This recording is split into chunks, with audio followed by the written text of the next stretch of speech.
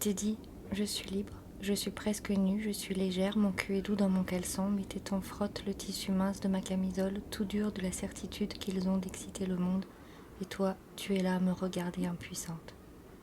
Tu t'es dit, tu es là prise dans toute ta matière pesante, récalcitrante. Tu t'es payé de ce déséquilibre, tu n'as pas cru que je jouerais, tu ne pensais pas que je pourrais jouer de mon attirail, et puissante, forcer ton désir à mon tour. Le pouvoir est fixe, il quadrille le monde de ces restes radioactifs qui brûlent parfois pour toujours. La puissance est vive, circulante, réactive, infidèle. Elle se charge du monde et traverse pour les animer des sujets surgissants. Elle distribue flottante ses agapes.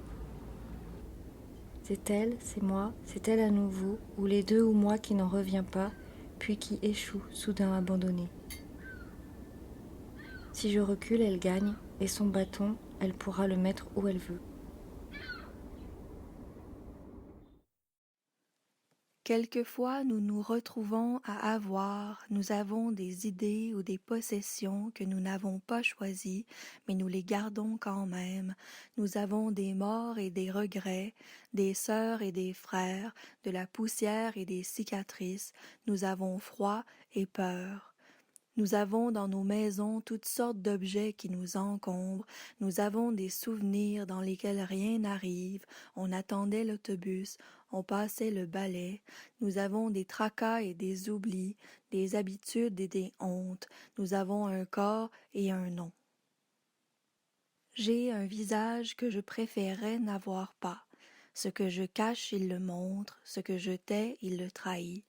Je connais des gens qui paraissent calmes quand ils s'affolent et amicaux même s'ils s'ennuient. Leur contrefaçon demeure imperceptible, leur visage prend la forme de ce qu'ils disent, mais le mien me révèle comme un confident déloyal. Quand je parle, je me dédouble, je suis dans ce que je dis, mais aussi dans ce qui me raconte, et souvent il me semble parler en retard ou parler en second. Si je pouvais choisir qui je serais une voix de téléphone, car j'aurais une vie de fée. Je pourrais parler à tout le monde sans que personne ne me voie. Je serais la fée des dents parce qu'elle vit en secret et dans la nuit. J'ai cherché des endroits où l'on pouvait perdre son visage et j'ai trouvé la pénombre, mais aussi la voix, car parfois quand on se met à dire, il arrive qu'on altère son image ou qu'on la renverse, qu'on descende dans ce qui nous travaille et qu'on desserre un peu de ce qui nous enferme.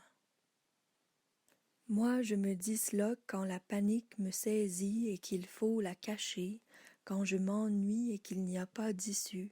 Je me disloque quand la conversation devient une enquête ou une joute, ou quand au travail mes gestes et mon temps ne m'appartiennent plus.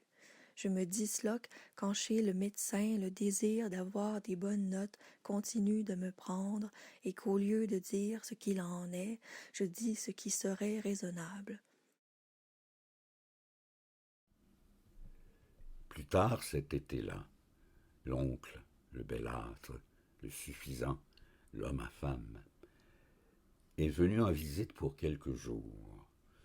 Belâtre suffisant, homme à femme, c'était ce que la mère disait du frère de son mari. Le père le défendait avec une sorte de tendresse, comme s'il trouvait qu'au fond, il faisait pitié. Il a toujours été joli garçon. Il a moins de raisons d'être humble que moi, par exemple. C'est difficile de ne pas être un homme à femme quand les plus jolis se couchent devant ton automobile. Il faisait allusion à un incident, souvent commenté, que le petit ne comprenait pas, se demandant bien pourquoi certaines femmes, et les plus jolies, désiraient se faire écraser par une nache. Cette nache était crème et bleu pâle, une convertible.